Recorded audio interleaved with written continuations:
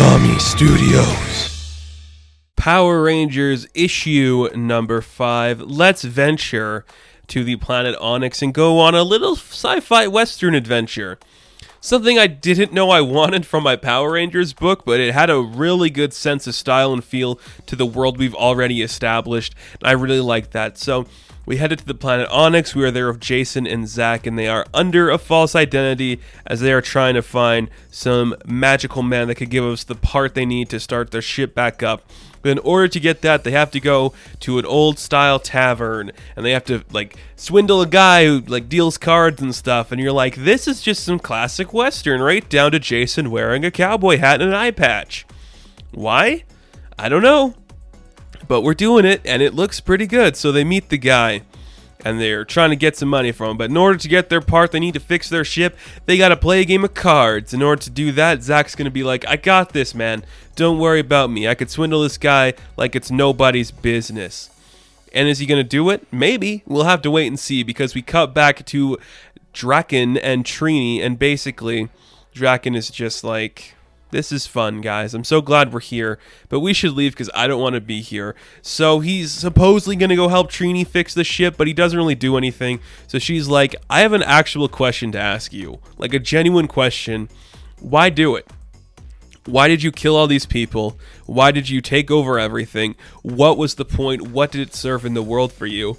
And basically, without getting too into every little thing that Draken said, it comes down to all it takes is one bad day. It's very Killing Joke in that regard, where it's just it just takes one bad thing to happen for you to completely lose yourself. And that's kind of fun. I get it. I mean, what else would it be? We don't want to get too in-depth on the backstory to this Draken. We kind of know what happened to him already, so we don't have to go any more crazy than we need to. Makes sense to me. I kind of like that they're building up the Draken and Trini tension. It's really fun stuff to see. Really cool character moments for them. But back at our card game, we see that Zach's going all in. He's like, I got this, man. I'll even throw in my morphin converter because I'm going to win this hand.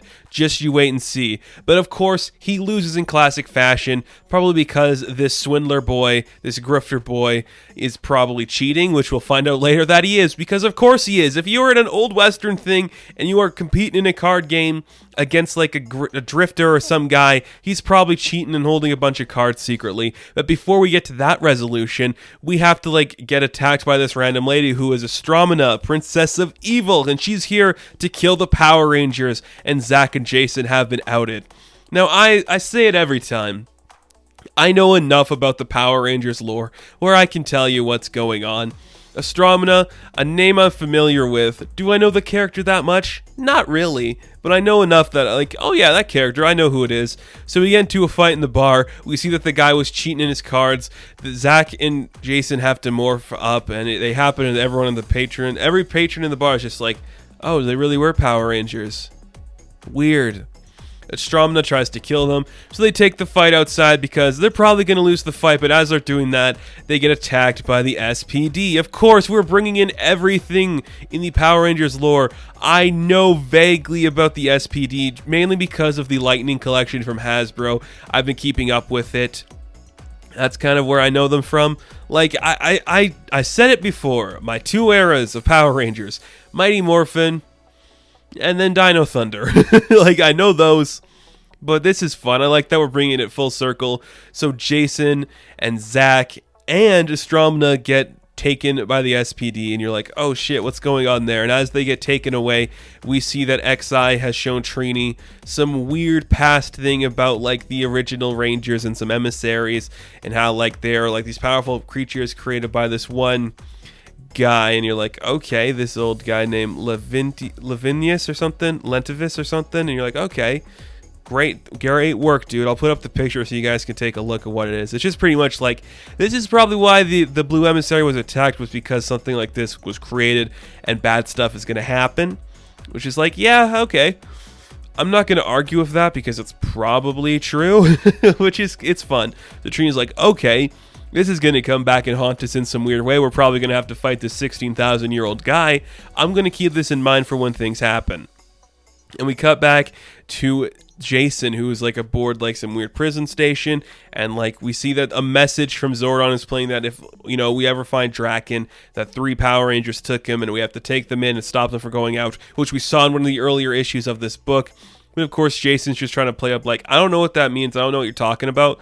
That definitely wasn't me. That's not what I did, guys.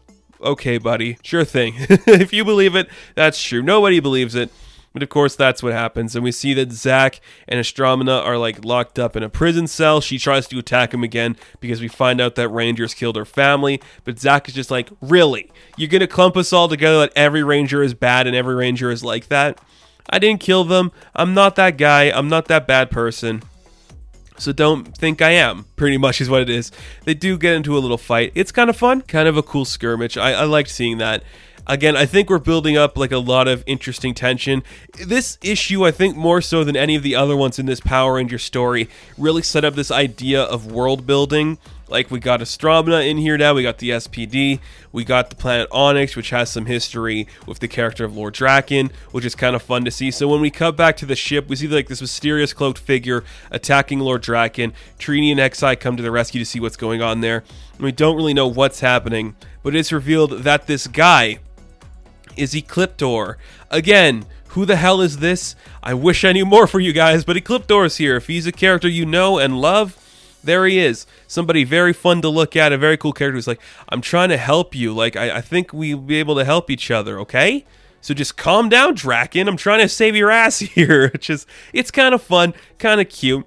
A great way to end the book. Again, you are setting up so much lore in this issue. It's very cool to see. It's a very fun looking book. The artwork, I say it every time with this book, it's just flawless. Like, there's literally nothing bad about this artwork. It looks so prestigious and clean, and the lines are great, and I'm loving the designs for the characters, and the costumes look great. I love the cowboy aesthetic we did. I love the way the lines work for each page. It looks great.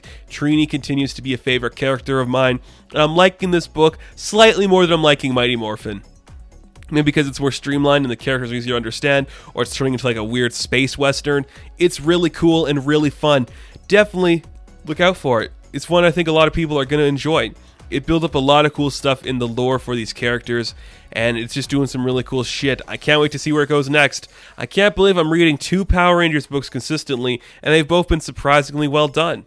That's very cool to see. So, Power Rangers issue number 5, I am going to give a 7 out of 10. Now, thank you guys so much for watching this review. Be sure to like and subscribe to the channel. As always, you can check me out on Instagram, Patreon, Twitter, all that good stuff, and I will catch you in the next one. Have fun, stay safe, good luck.